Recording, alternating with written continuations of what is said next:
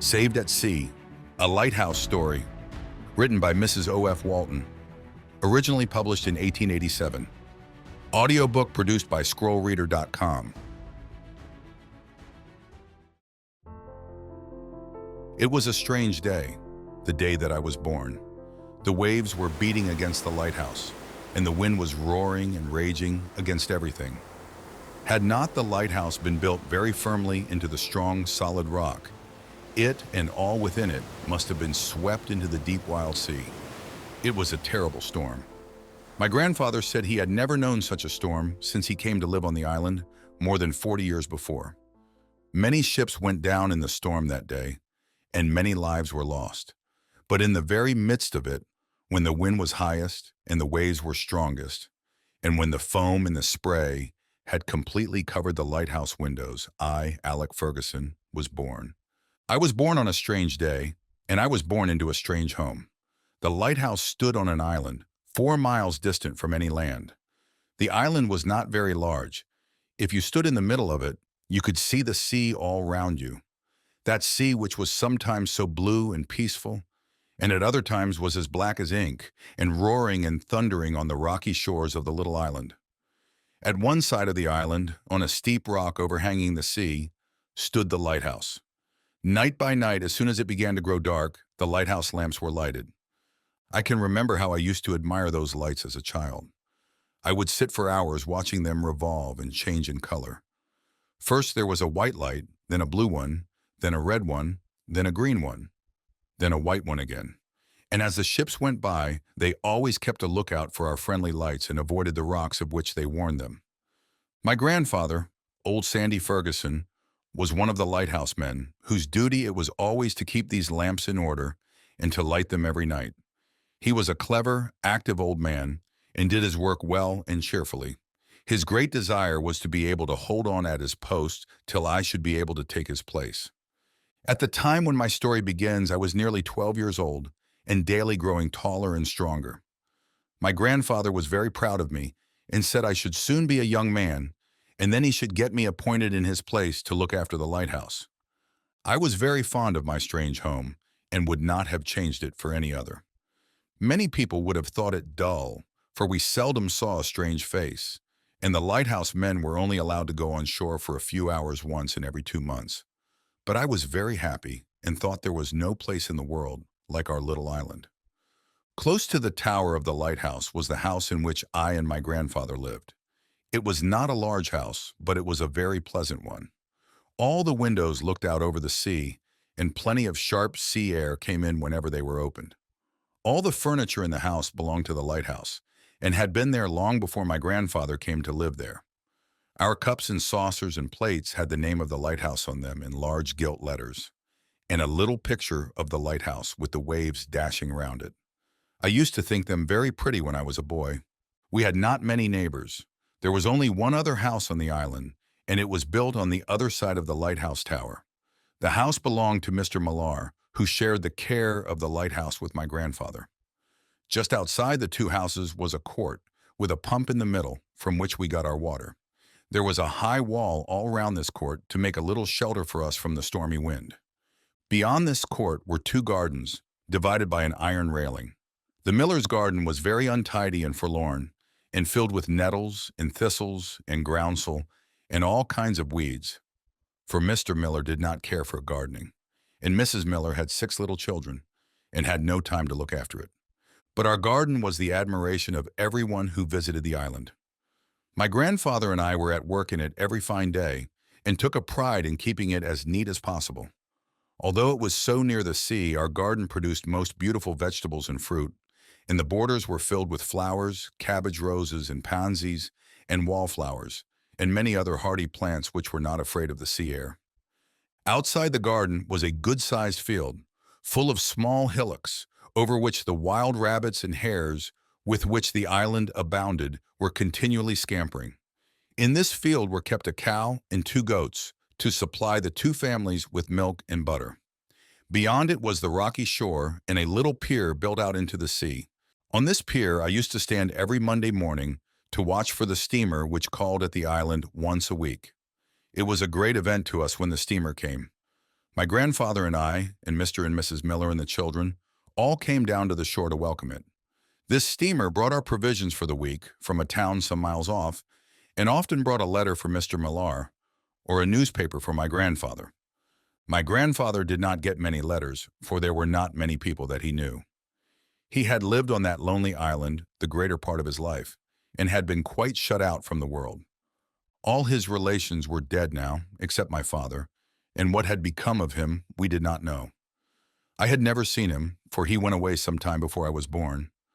My father was a sailor, a fine, tall, strong young fellow, my grandfather used to say. He had brought my mother to the island, and left her in my grandfather's care whilst he went on a voyage to Australia. He went from the island in that same little steamer which called every Monday morning.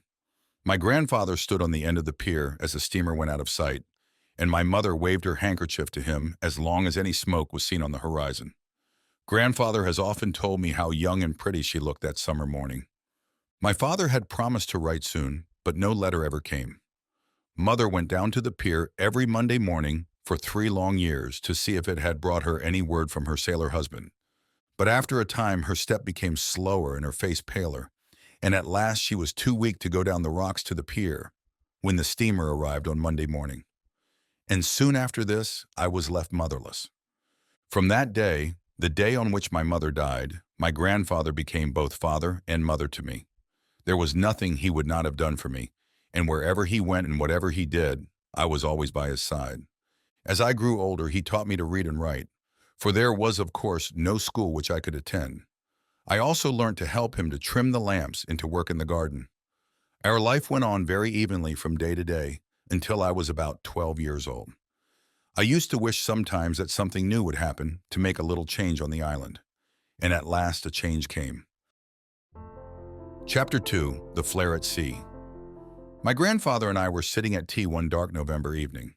We had been digging in the garden the whole morning, but in the afternoon it had become so wet and stormy that we had remained indoors. We were sitting quietly at our tea, planning what we would do the next day, when the door suddenly opened and Mr. Miller put his head in. "Sandy, quick, He said. look here." My grandfather and I ran to the door and looked out over the sea. There, about 3 miles to the north of us, we saw a bright flare of light. It blazed up for a moment or two, lighting up the wild and stormy sky, and then it went out, and all was darkness again. "What is it, grandfather?" I asked. But he did not answer me. "There's no time to lose, Jem," He said. "Out with the boat, my man." "It's an awful sea." Said Miller, looking at the waves beating fiercely against the rocks. "Never mind, Said my grandfather. we must do our best." So the 2 men went down to the shore, and I followed them. "What is it, grandfather?" I asked again. "There's something wrong out there." Said he, pointing to the place where we had seen the light. "That's the flare they always make when they're in danger and want help at once." "Are you going to them, grandfather?" I said. "Yes, if we can get the boat out." He said. "Now, Jem, are you ready?" "Let me go with you, grandfather," I said. "I might be able to help." "All right, my lad, we'll try if we can get her off." I can see that scene with my mind's eye as though it were but yesterday. My grandfather and Mr. Miller straining every nerve to row the boat from land, whilst I clung on to one of the seats and tried in vain to steer her. I can see poor Mrs. Miller standing on the pier with her shawl over her head, watching us, and 2 of her little girls clinging to her dress. I can see the waves, which seemed to be rising higher every moment, and ready to beat our little boat to pieces. And I can see my grandfather's disappointed face, as after many a fruitless attempt, he was obliged to give it up. "It's no use, I'm afraid, Jem. He said at last. We haven't hands enough to manage her." So we got to shore as best we could and paced up and down the little pier. We could see nothing more. It was a very dark night, and all was perfect blackness over the sea. The lighthouse lamps were burning brightly. They had been lighted more than 2 hours before. It was Miller's turn to watch, so he went up to the tower, and my grandfather and I remained on the pier. "Can nothing be done, grandfather?" "I'm afraid not, my lad. We can't make any way against such a sea as this. If it goes down a bit, we'll have another try at it."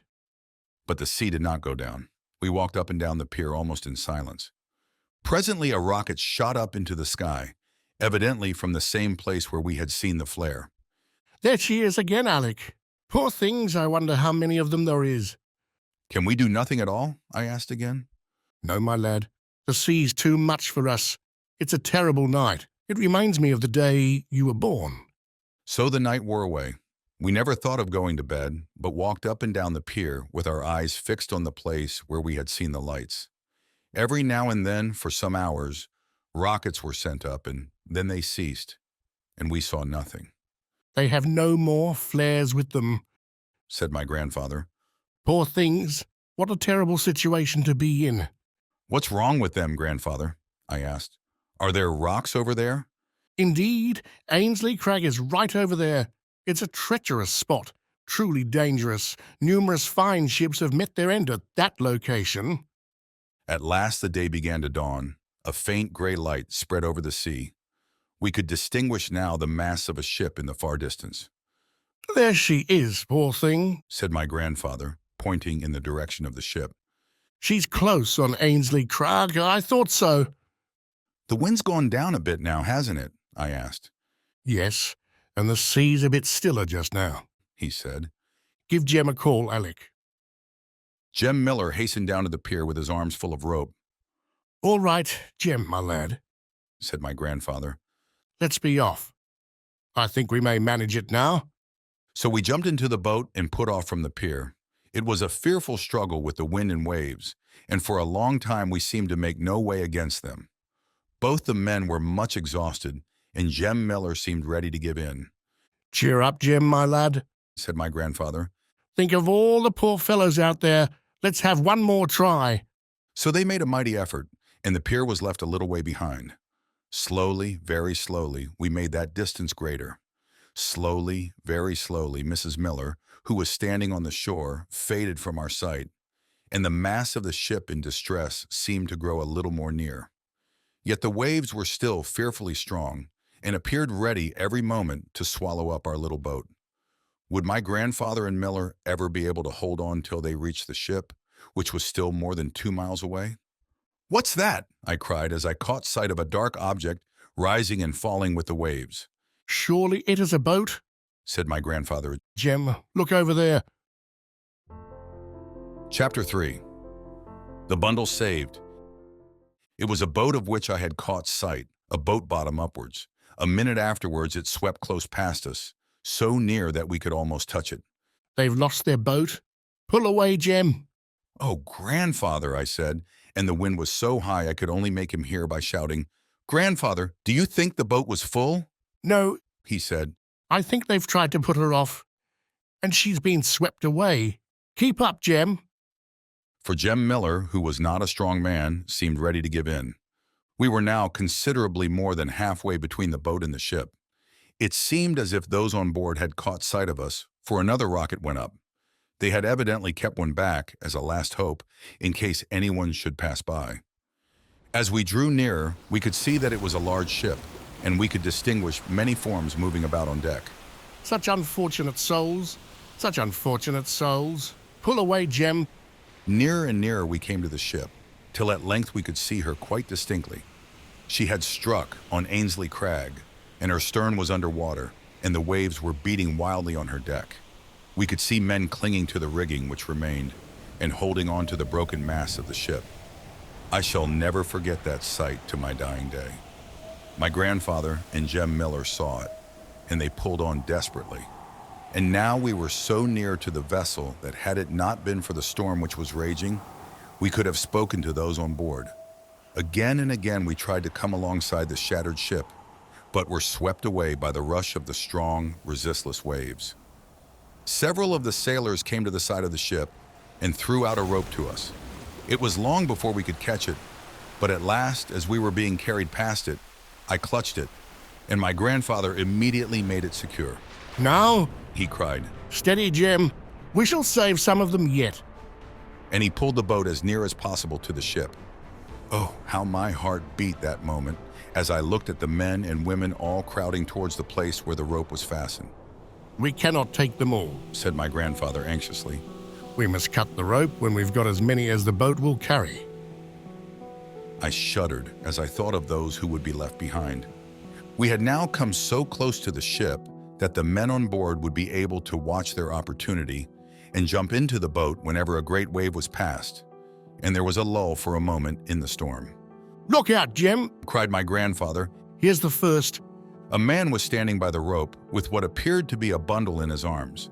The moment we came near, he seized his opportunity and threw it to us. My grandfather caught it. Alec, it is a child, He said. Put it down by you. I put the bundle at my feet and my grandfather cried. Now another. Quick, my lads. But at this moment, Jem Miller seized his arm. Sandy, look out! He almost shrieked. My grandfather turned around. A mighty wave, bigger than any I had seen before, was coming towards us.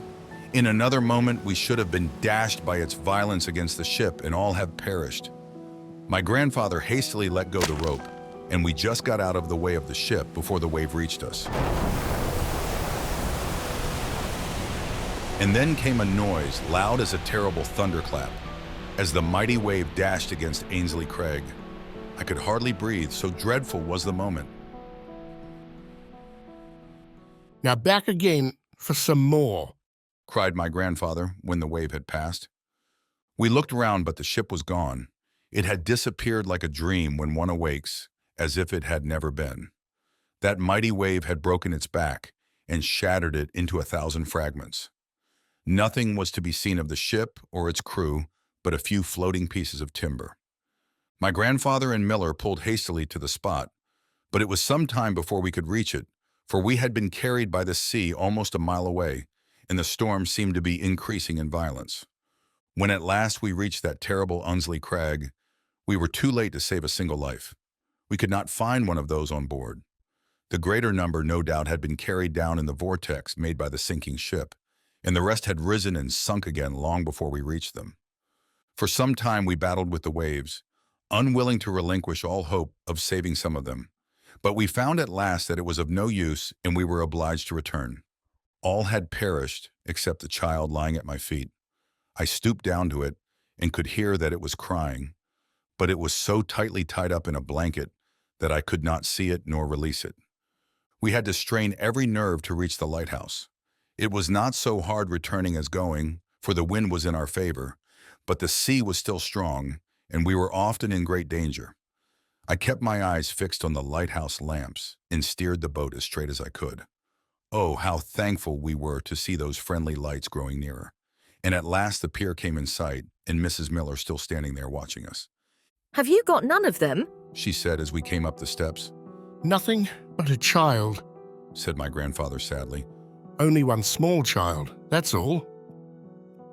Well, we did our very best, Jem, my lad. Jem was following my grandfather with the oars over his shoulder. I came last with that little bundle in my arms. The child had stopped crying now and seemed to be asleep. It was so still.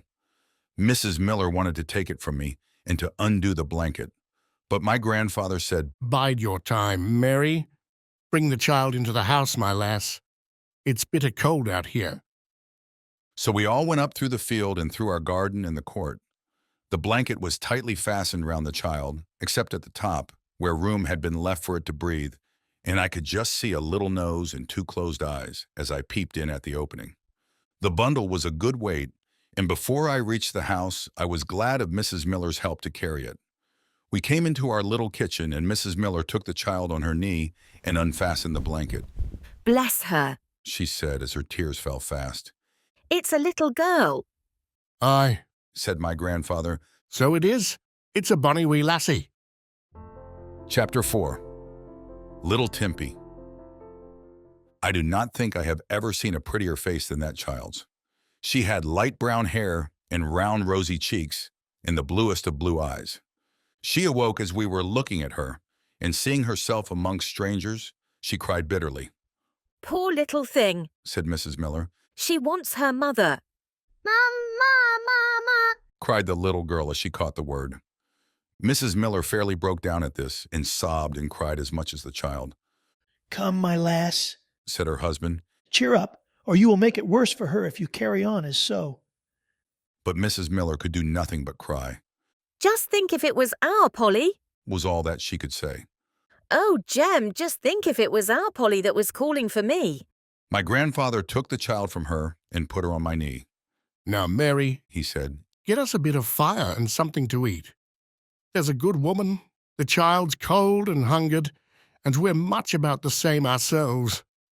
Mrs. Miller bustled about the house and soon lighted a blazing fire. Then she ran in next door to see if her children, whom she had left with a little servant girl, were all right, and she brought back with her some cold meat for our breakfast. I sat down on a stool before the fire with the child on my knee. She seemed to be about 2 years old, a strong, healthy little thing. She had stopped crying now and did not seem to be afraid of me, but whenever any of the others came near, she hid her face in my shoulder. Mrs. Miller brought her a basin of bread and milk, and she let me feed her. She seemed very weary and sleepy, as if she could hardly keep her eyes open. Poor wee lassie, said my grandfather. I expect they pulled her out of her bed to bring her on deck. Won't you put her to bed?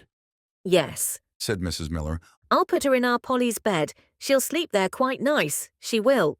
But the child clung to me and cried so loudly when Mrs. Miller tried to take her that my grandfather said, I wouldn't take her away. Poor motherless lamb. She takes kindly to Alec. Let her bide here. So we made up a little bed for her on the sofa, and Mrs. Miller brought one of little Polly's nightgowns and undressed and washed her and put her to bed. The child was still very shy of all of them, but me.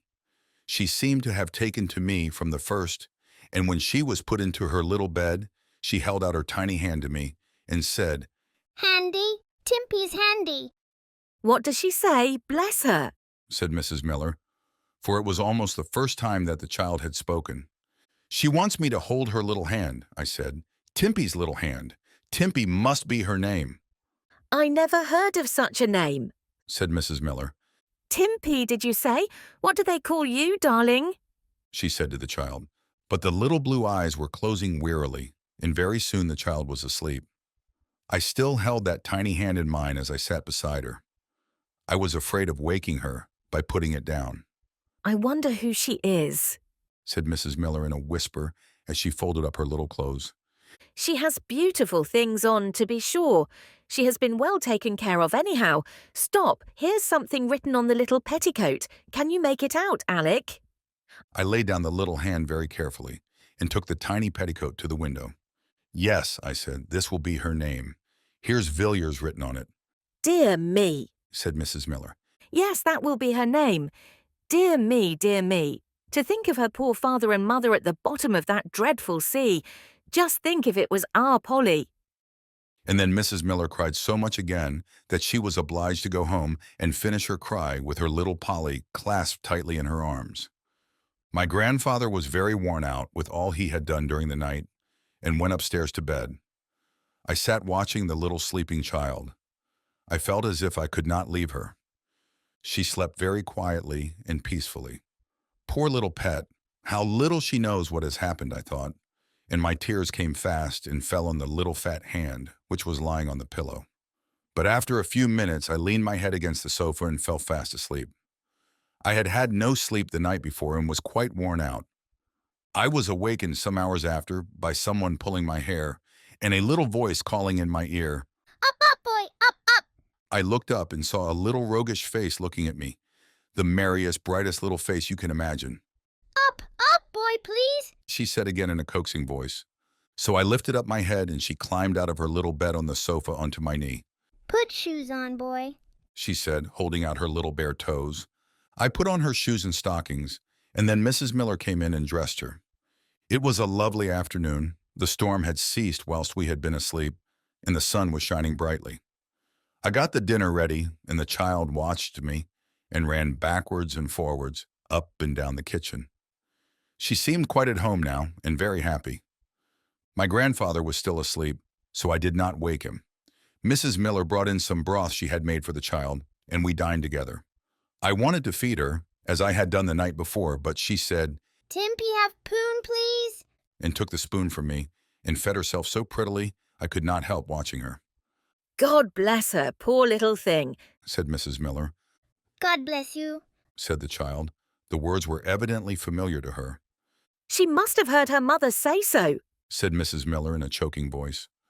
When we had finished dinner, the child slipped down from her stool and ran to the sofa. Here she found my grandfather's hat, which she put on her head, and my scarf, which she hung around her neck.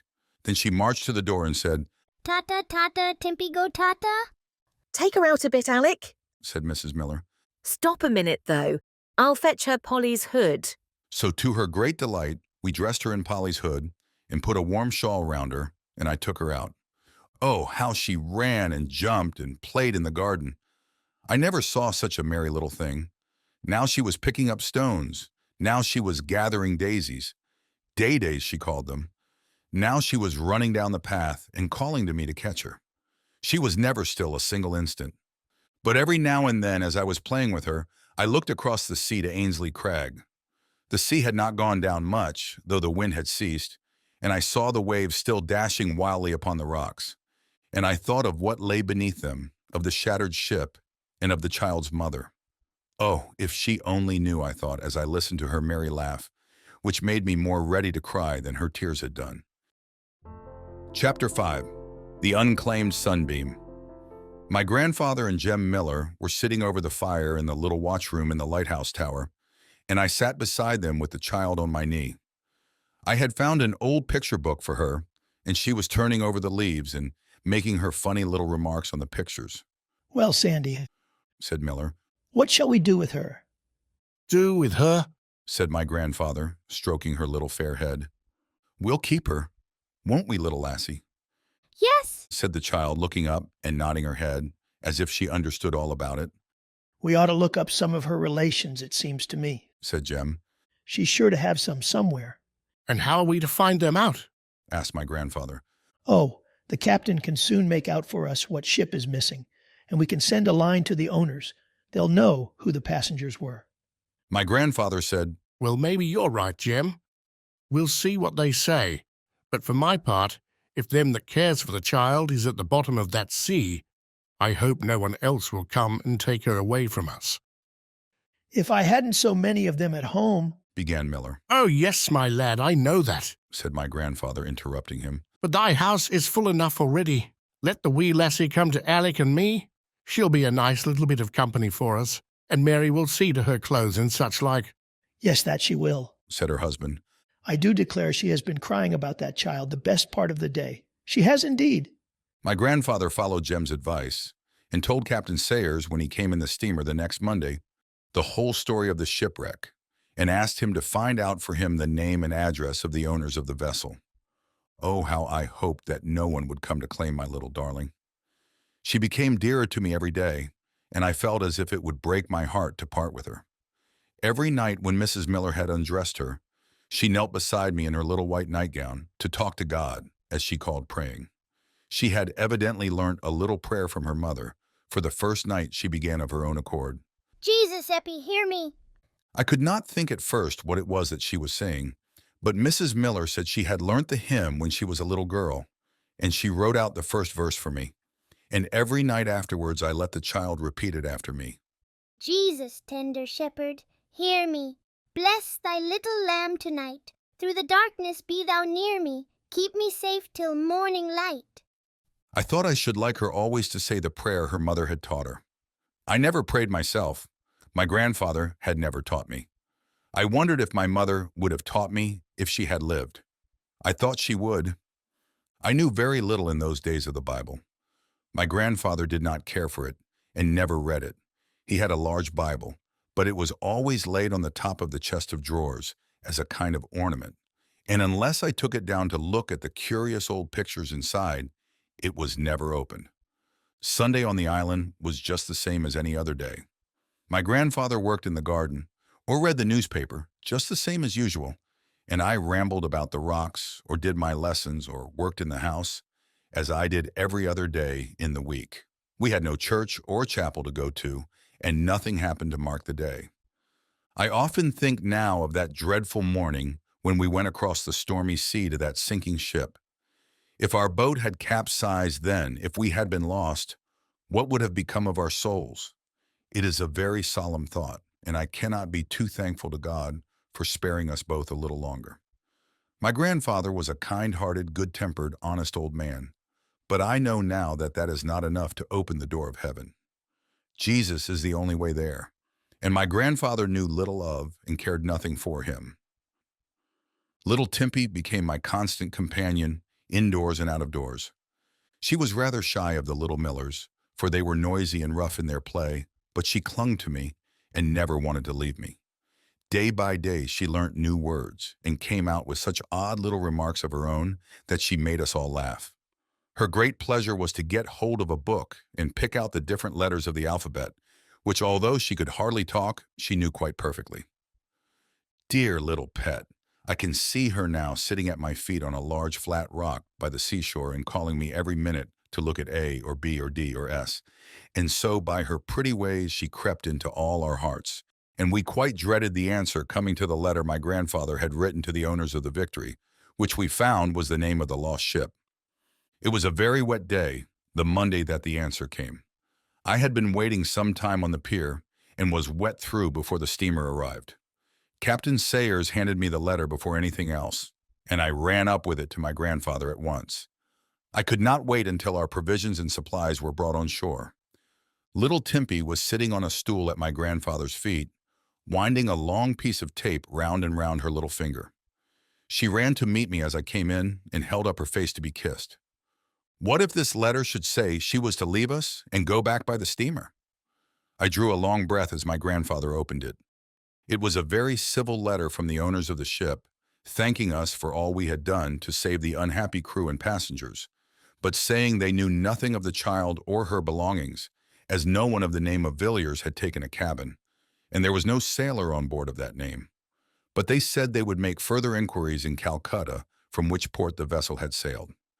Meanwhile, they begged my grandfather to take charge of the child, and assured him he should be handsomely rewarded for his trouble. "That's right," I said when he had finished reading it. "Then she hasn't to go yet." No, said my grandfather. poor wee lassie. We can't spare her yet. I don't want any of their rewards, Alec. Not I. That's reward enough for me, he said as he lifted up the child to kiss his wrinkled forehead. Chapter 6. The Old Gentleman's Question. The next Monday morning, Timpey and I went down together to the pier to await the arrival of the steamer. She had brought a doll with her, which Mrs. Miller had given her, and of which she was very proud. Captain Sayers sent for me as soon as the steamer came up to the pier to tell me that 2 gentlemen had come to see my grandfather. I held the child's hand very tightly in mine, for I had felt sure they had come for her. The gentlemen came up the steps a minute or two afterwards. One of them was a middle-aged man with a very clever face, I thought. He told me he had come to see Mr. Alexander Ferguson and asked me if I could direct him which way to go to the house. "Yes, sir," I said. "Mr. Ferguson is my grandfather." So we went up towards the lighthouse, Timpey and I walking first to lead the way, and the gentleman following. The other gentleman was quite old and had white hair and gold spectacles and a pleasant, kindly face. Timpey could not walk very fast, and she kept running first to one side and then to another, to gather flowers or pick up stones, till I took her in my arms and carried her. "Is that your little sister?" asked the old gentleman. "No, sir," I said. "This is the little girl who was on board the Victory," Dear me, said both gentlemen at once. let me look at her. Said the old man, arranging his spectacles. But Timpey was frightened and clung to me and began to cry. Never mind, said the old gentleman kindly. We'll make friends with one another another time. By this time we had reached the house, and the middle-aged gentleman introduced himself as Mr. Septimus Forster, one of the owners of the lost vessel, and said that he and his father-in-law, Mr. Davis, had come to hear all particulars that my grandfather could give them with regard to the shipwreck. My grandfather begged them to sit down and told me to prepare breakfast for them at once. They were very pleasant gentlemen, both of them, and were very kind to my grandfather. Mr. Forster wanted to make him a handsome present for what he had done, but my grandfather would not take it. They talked much of little Timpey, and I kept stopping to listen as I was setting out the cups and saucers. They had heard nothing more of her relations, and they said it was a very strange thing that no such name as Villiers was to be found on the list of passengers on board. They offered to take her away with them till some relation was found, but my grandfather begged to keep her. The gentleman, seeing how happy and well cared for the child was, gladly consented. After breakfast, Mr. Forster said he should like to see the lighthouse. So my grandfather went up to the top of the tower with him and showed him with great pride all that was to be seen there. Old Mr. Davis was tired and stayed behind with little Timpey and me. This is a strong house, my lad, He said when the others had gone. Yes, sir, I said. It ought to be strong. The wind is fearful here sometimes. What sort of a foundation has it? Said the old man, tapping the floor with his stick. Oh, it's all rock, sir, I answered. Solid rock. Our house and the lighthouse tower are all built into the rock. They would never stand if they weren't. And are you on the rock, my lad? Said Mr. Davis, looking at me through his spectacles. I beg your pardon, sir, I said, for I thought I had not heard him rightly. Are you on the rock? He repeated. On the rock, sir? Oh, yes, I said, thinking he could not have understood what I said before. All these buildings are built into the rock, or the wind and sea would carry them away. But what about you? Said the old gentleman again. Are you on the rock? I don't quite understand you, sir, I said. Never mind, He said. I'll ask your grandfather when he comes down. So I sat still, wondering what he could mean, and almost thinking he must have gone out of his mind. As soon as my grandfather returned, he put the same question to him, and my grandfather answered it as I had done, by assuring him how firmly and strongly the lighthouse and its surroundings were built into the solid rock. And you yourself, Said Mr. Davis. how long have you been on the rock? Aye, sir. Said my grandfather. I suppose you mean, how long have I lived here? 40 years, sir. 40 years, come the 12th of next month, I've lived on this rock. And how much longer do you expect to live here? Said the old gentleman. Oh, I don't know, sir. Said my grandfather. As long as I live, I suppose. Alec here will take my place eventually. He's a fine, strong boy, is Alec, sir. And where will you live when you leave the island? Asked Mr. Davis. Oh, I never mean to leave it. Said my grandfather. Not till I die, sir. And then, where will you live then? Oh, I don't know, sir. Said my grandfather. In heaven, I suppose. But dear me, I'm not going there just yet. He said, as if he did not like the turn the conversation was taking. Would you mind answering me one more question? Said old Mr. Davis. Would you kindly tell me why you think you'll go to heaven? You won't mind my asking you, will you? Oh dear, no. Said my grandfather. Not at all, sir. Well, sir, you see, I've never done anybody any harm, and God is very merciful, and so I've no doubt it will be all right at last. Why, my dear friend, Said the old gentleman. I thought you said you were on the rock. You're not on the rock at all. You're on the sand. He was going to add more when one of Captain Sayre's men ran up to say the steamer was ready to start, and would they kindly come at once as it was late already. So the two gentlemen jumped up and prepared hastily to go down to the beach. But as old Mr. Davis took leave of my grandfather, he said earnestly, My friend, you're building on the sand? You are indeed, and it won't stand the storm. No, it won't stand the storm. He had no time to say more. The sailor hastened him away. I followed them down to the pier and stood there watching the steamer preparing to start. There was a little delay after the gentlemen went on board, and I saw Mr. Davis sit down on a seat on deck, take out his pocketbook, and write something on one of the leaves. Then he tore the leaf out and gave it to one of the sailors to hand to me as I stood on the pier, and in another moment the steamer had started. Chapter 7. A Thick Fog. That little piece of paper which was given me that day, I have it still, put by amongst my greatest treasures. There was not much written on it, only 2 lines of a hymn. On Christ, the solid rock, I stand. All other ground is sinking sand. I walked slowly up to the house thinking. My grandfather was out with Jem Miller, so I did not show him the paper then.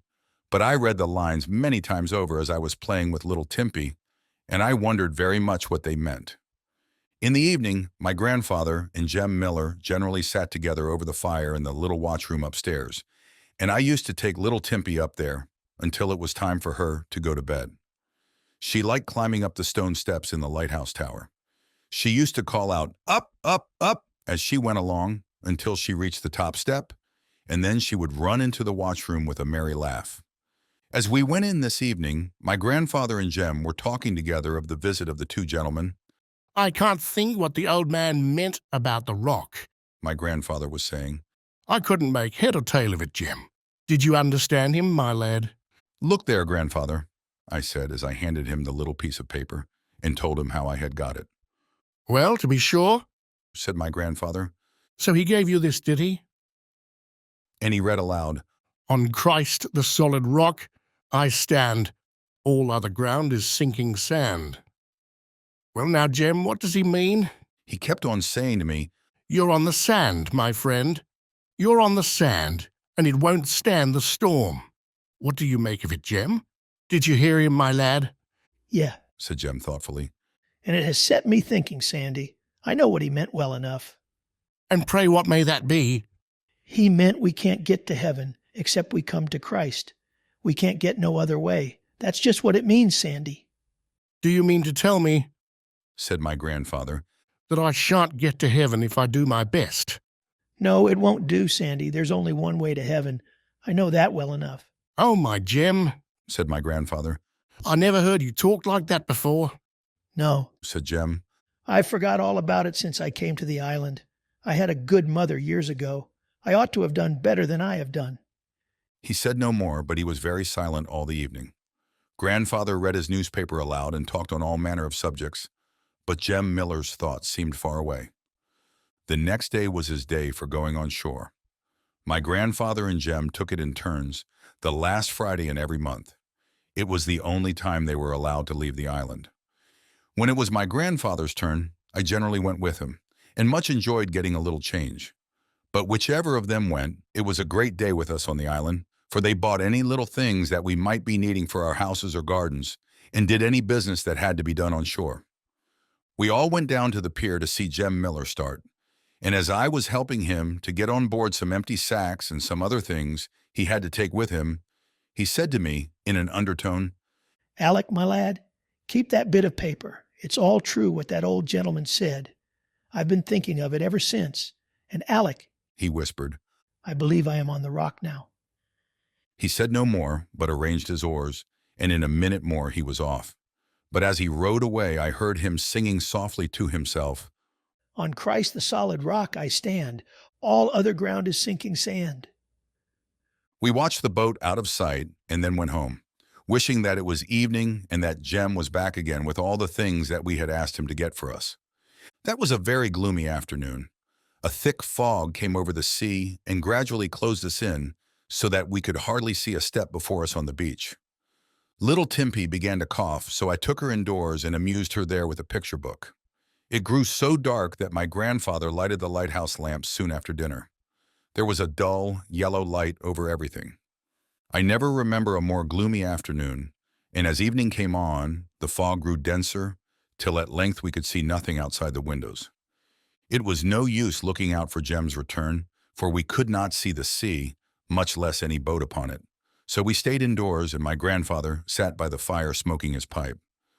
I thought Jem would have been here before now, he said at length, as I was putting out the cups and saucers for tea.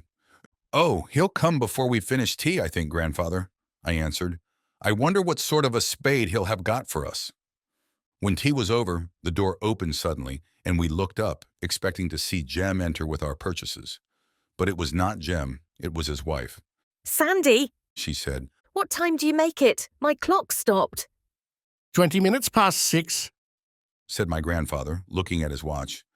Past 6. She repeated. Why, Jem's very late.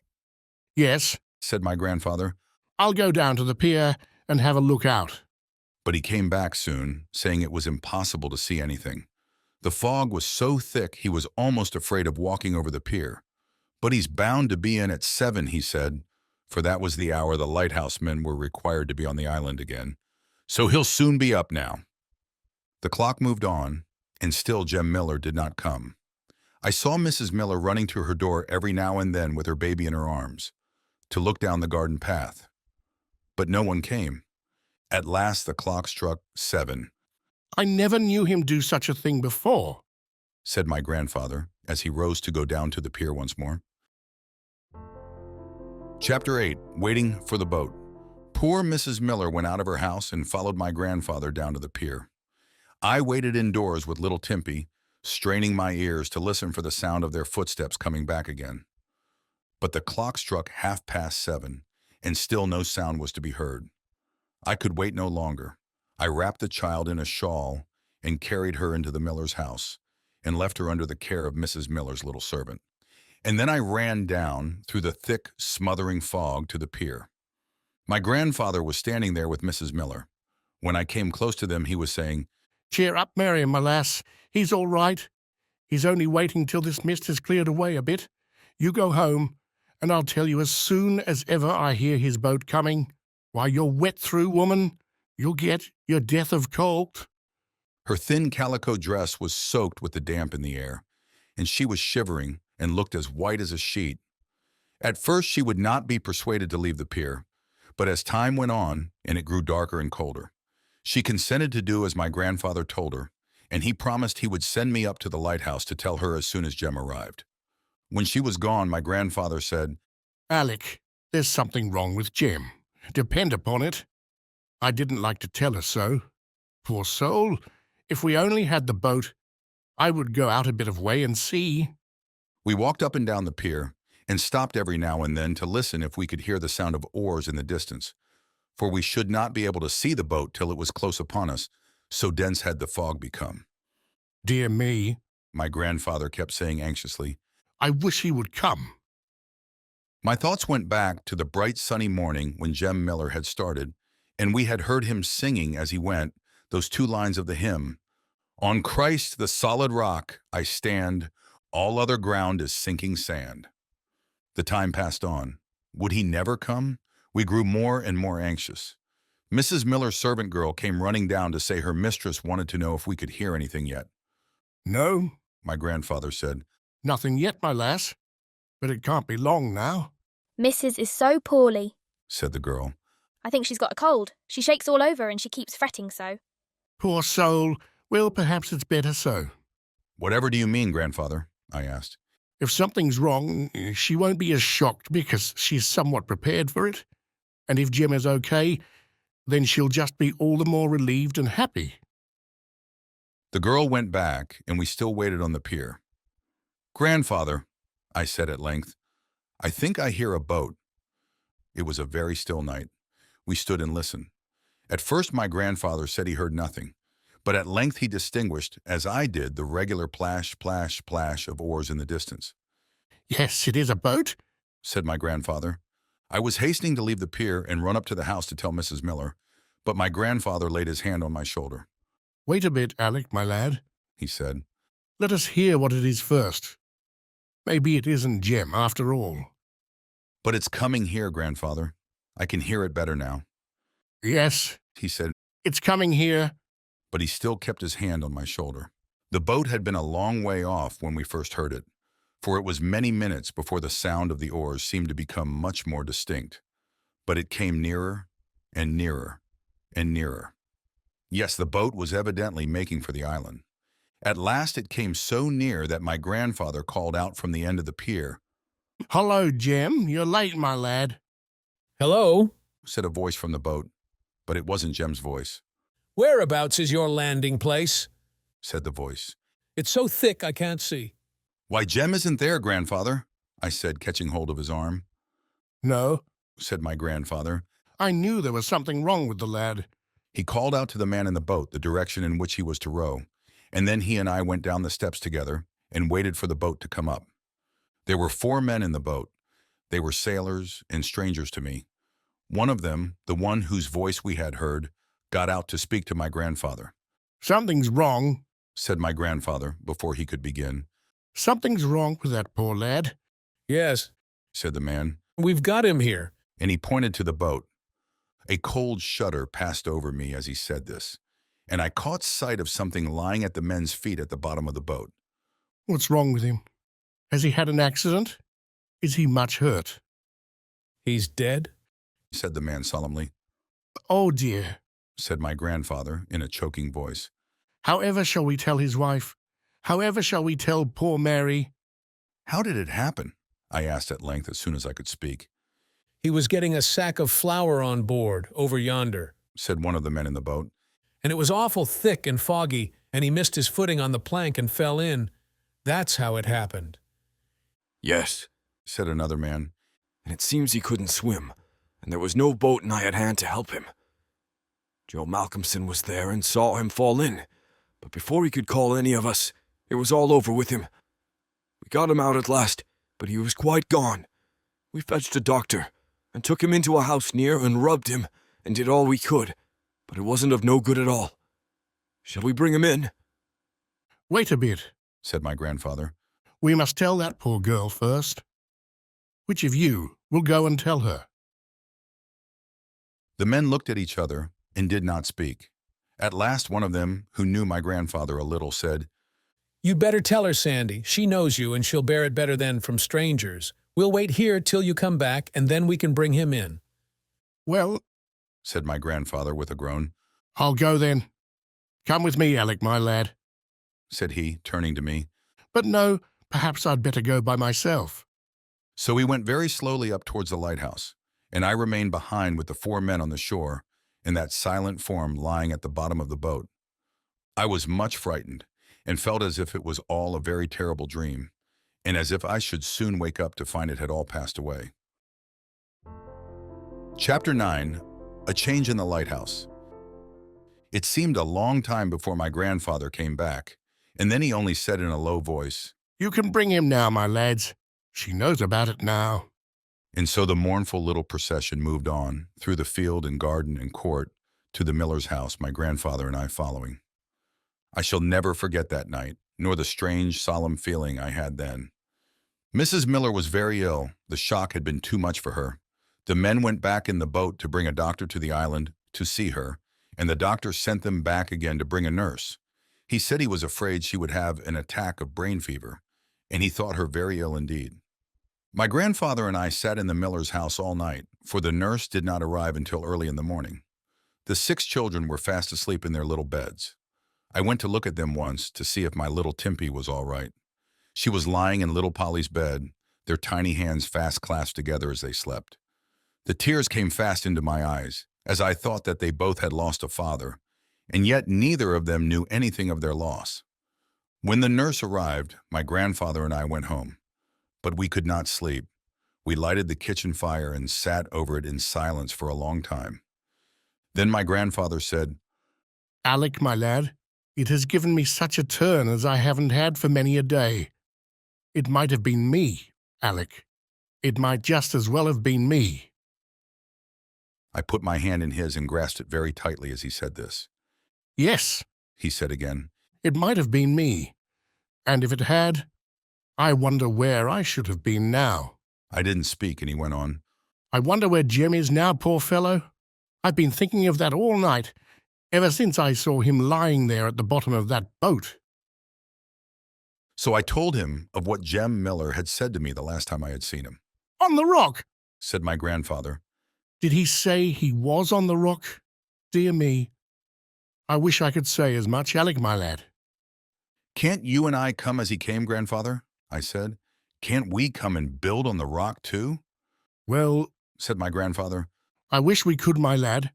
I am beginning to see what he meant, and what the old gentleman meant too. He said, You're on the sand, my friend. You're on the sand, and it won't stand the storm. No, it won't stand the storm. I've just had those words in my ears all the time we were sitting over there by Mrs. Miller, but dear me, I don't know how to get on the rock. I don't indeed. The whole of the next week, poor Mrs. Miller lay between life and death. At first, the doctor gave no hope whatever of her recovery, but after a time, she grew a little better, and he began to speak more encouragingly. I spent my time with the poor children and hardly left them a moment, doing all I could to keep them quietly happy that they might not disturb their mother. One sorrowful day only, my grandfather and I were absent for several hours from the lighthouse, for we went ashore to follow poor Jem Miller to the grave. His poor wife was unconscious and knew nothing of what was going on. When, after some weeks, the fever left her, she was still very weak and unfit for work. But there was much to be done, and she had no time to sit still, for a new man had been appointed to take her husband's place, and he was to come into the house at the beginning of the month. We felt very dull and sad the day that the Millers went away. We went down to the pier with them and saw them on board the steamer. Mrs. Miller, the 6 little children, and the servant girl, all dressed in mourning and all of them crying. They were going to Mrs. Miller's home, far away in the north of Scotland, where her old father and mother were still living. The island seemed very lonely and desolate when they were gone. If it had not been for our little Sunbeam, as my grandfather called her, I do not know what we should have done. Every day we loved her more, and what we dreaded most was that a letter would arrive some Monday morning to tell us that she must go away from us. Oh, dear me, Alec. My grandfather would often say, How little you and me thought that stormy night what a little treasure we had got wrapped up in that funny little bundle.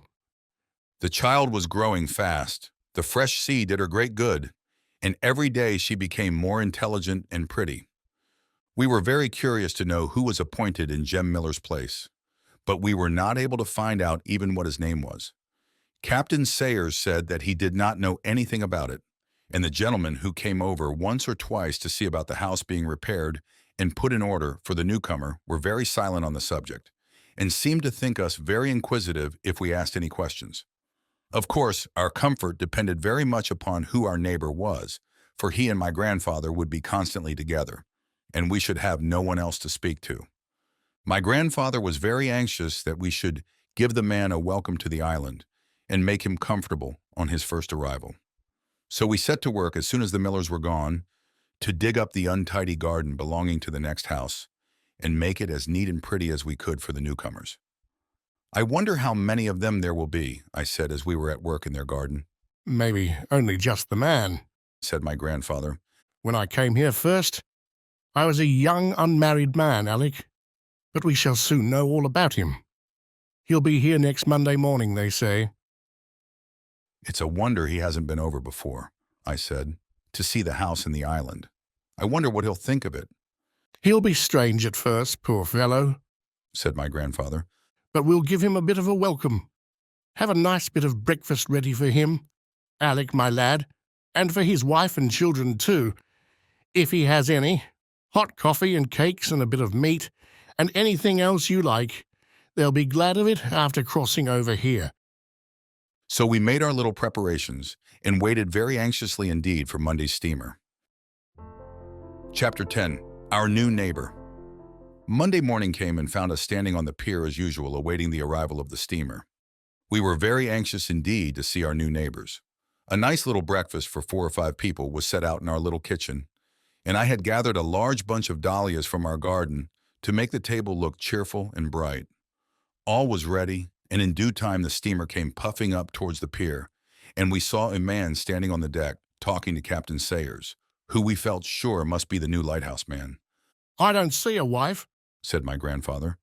Nor any children, said I, as I held little Timpey up that she might see the steamer. Puff, puff, puff, she said as it came up, and then turned around and laughed merrily.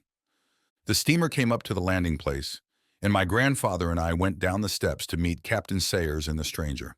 Sandy, here is your new neighbor, said the captain. Will you show him the way to his house whilst I see to your goods? Welcome to the island, said my grandfather, grasping his hand. He was a tall, strongly built man, very sunburnt and weather-beaten. Thank you, said the man, looking at me all the time. It is pleasant to have a welcome. That's my grandson, Alec, said my grandfather, putting his hand on my shoulder. Your grandson, repeated the man, looking earnestly at me. Your grandson indeed. And now come along, said my grandfather, and get a bit of something to eat. We've got a cup of coffee all ready for you at home, and you'll be right welcome, I assure you. That's very kind of you, said the stranger. We were walking up now towards the house, and the man did not seem much inclined to talk. I fancied once that I saw a tear in his eye, but I thought I must have been mistaken. What could he have to cry about? I little knew all that was passing through his mind. By the way, said my grandfather, turning around suddenly upon him, what's your name? We've never heard it yet. The man did not answer, and my grandfather looked at him in astonishment. Have you got no name? he said. Or have you objections to folks knowing what your name is? Father, said the man, taking hold of my grandfather's hand. don't you know your own lad? Why, it's my David. Alec, look, Alec, that's your father. It is indeed.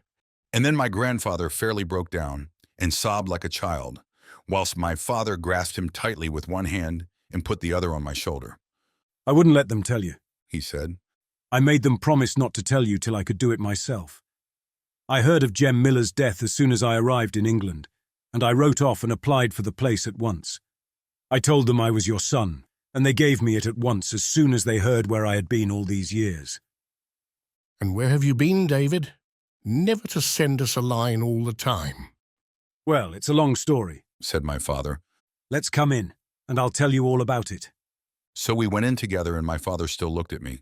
He's very like her, Father, He said in a husky voice.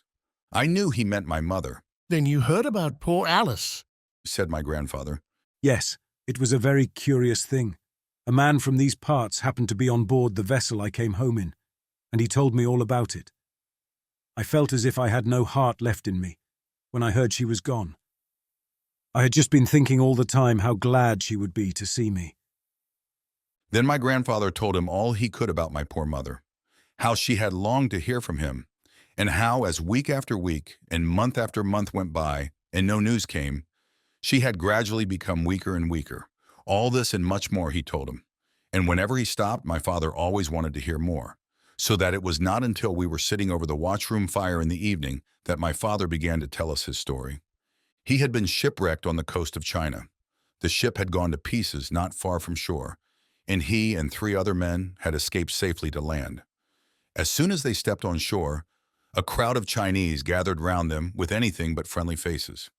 They were taken prisoners and carried before some man who seemed to be the governor of that part of the country. He asked them a great many questions, but they did not understand a word of what he said, and of course could not answer him. For some days my father and the other men were very uncertain what their fate would be, for the Chinese at that time were exceedingly jealous of any foreigner landing on their shore. However, one day they were brought out of the wooden house in which they had been imprisoned and taken a long journey of some 200 miles into the interior of the country. And here it was that my poor father had been all those years when we thought him dead. He was not unkindly treated, and he taught the half-civilized people there many things which they did not know, and which they were very glad to learn. Slowly and drearily 11 long years passed away, and then one morning they were suddenly told that they were to be sent down to the coast and put on board a ship bound for England. They told my father that there had been a war, and that one of the conditions of peace was that they should give up all the foreigners in their country whom they were holding as prisoners. Well, David, my lad, said my grandfather when he had finished his strange story, it's almost like getting thee back from the dead to have thee in the old home again. Chapter 11, On the Rock.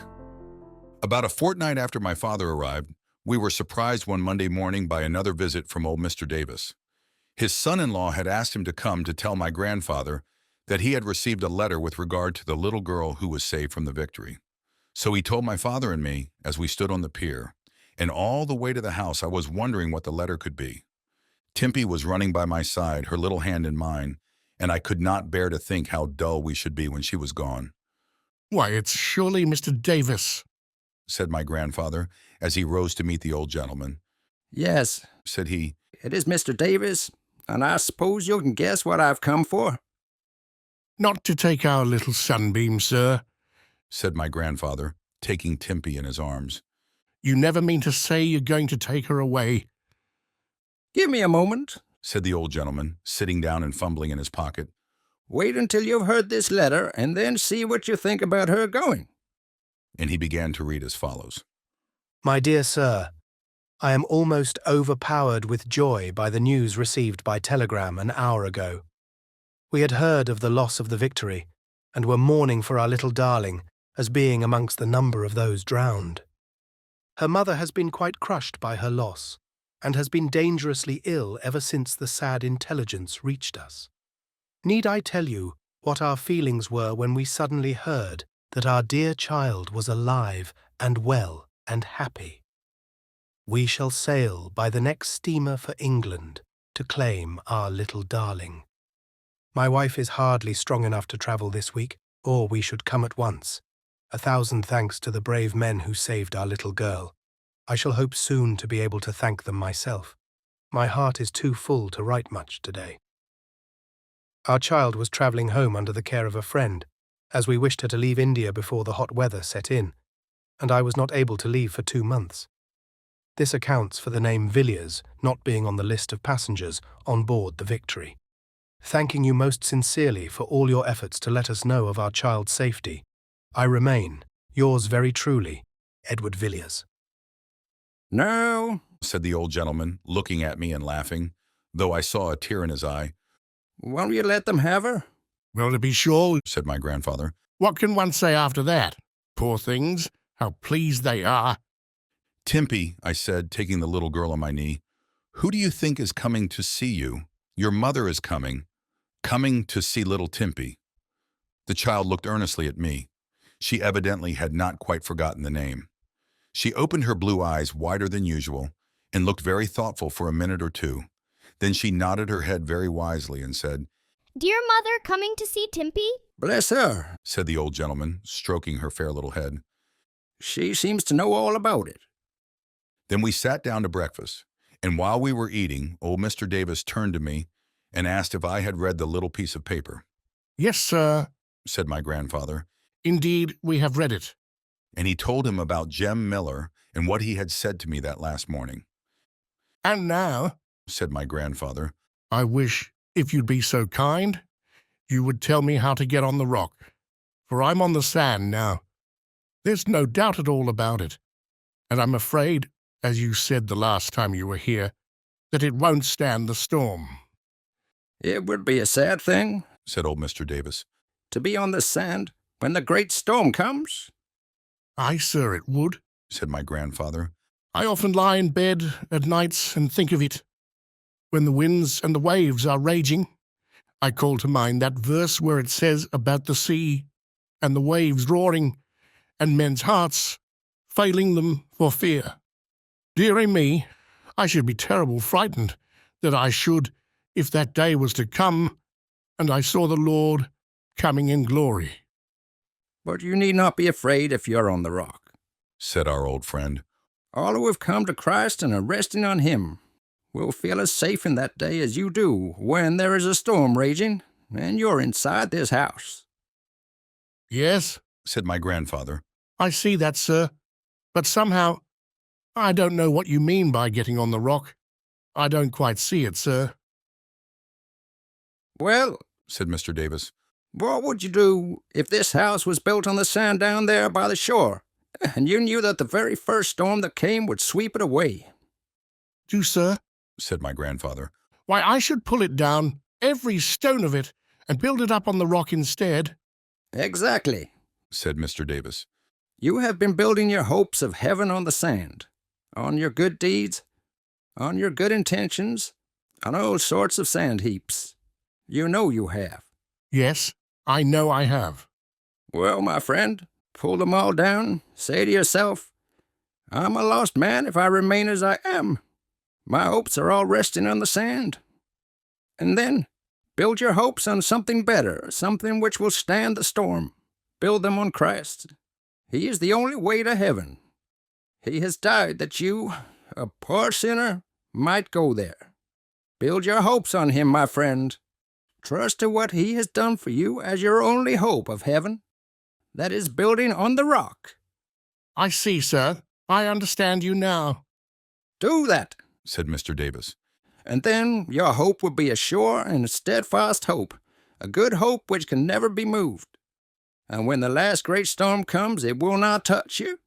You will be as certainly and as entirely safe in that day as you are in this lighthouse when the storm is raging outside, because you will be built upon the immovable rock.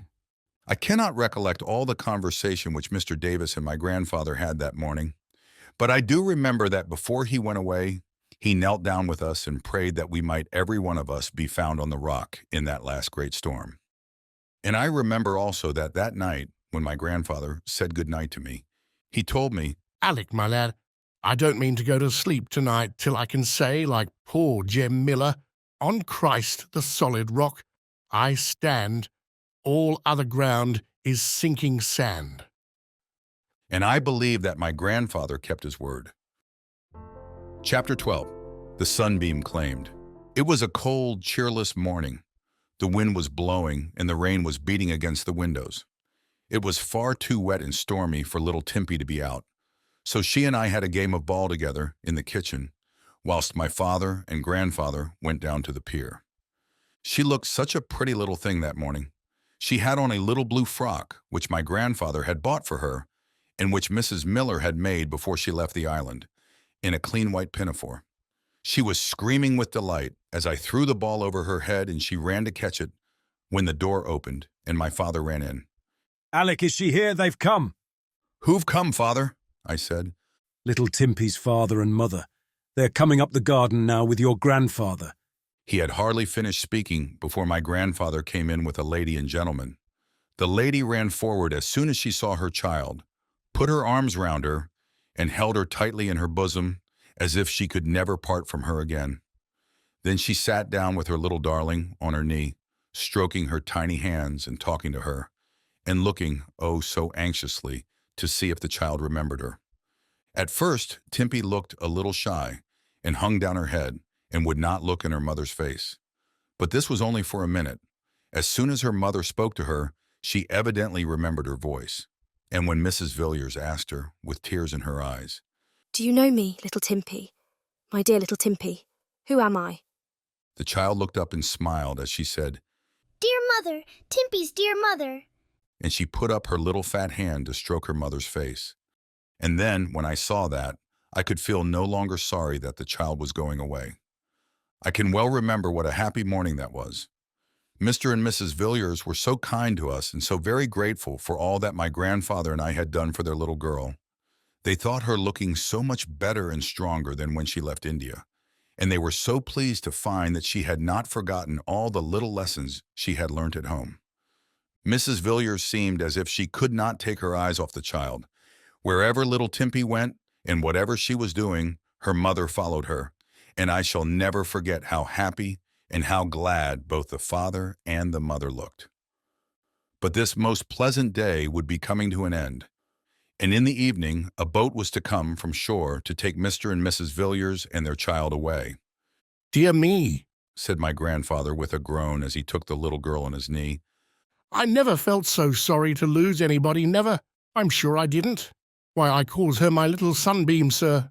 You'll excuse me saying so, but I don't feel over and above kindly to you for taking her away from me. I don't indeed, sir. Then I don't know what you will say to me when you hear I want to rob you further, said Mr. Villiers. Rob me further? Repeated my grandfather. Yes, said Mr. Villiers, putting his hand on my shoulder. I want to take this grandson of yours away too. It seems to me a great pity that such a fine lad should waste his days shut up on this little island. Let him come with me, and I will send him to a really good school for 3 or 4 years. And then I will get him some good clerkship or something of that kind, and put him in the way of making his way in the world. Now then, my friend, will you and his father spare him? Well, said my grandfather, I don't know what to say to you, sir. It's very good of you, very good, indeed it is, and it would be a fine thing for Alec, it would indeed, but I always thought he would take my place here when I was dead. Yes, said my father. But you see, I shall be here to do that, father.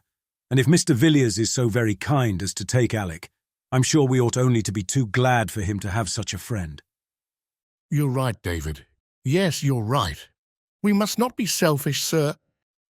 And you'd let him come and see us sometimes, wouldn't you? Oh, to be sure, said Mr. Villiers. He can come and spend his holidays here, and give you fine histories of his school life. Now, Alec, what say you? There's a capital school in the town where we are going to live, so you would be near us, and you could come to see us on holiday afternoons and see whether this little woman remembers all you have taught her. What say you? I was very pleased indeed, and very thankful for his kindness, and my father and grandfather said they would never be able to repay him. Repay me? Said Mr. Villiers. Why, my friends, it's I who can never repay you. Just think for one moment of what you have given me. And he put his arm round his little girl's neck. So we may consider that matter settled. And now, when can Alec come? My grandfather begged for another month, and Mr. Villiers said that would do very well, as in that time the school would reopen after the holidays. And so it came to pass that when I said goodbye to little Timpey that afternoon, it was with the hope of soon seeing her again.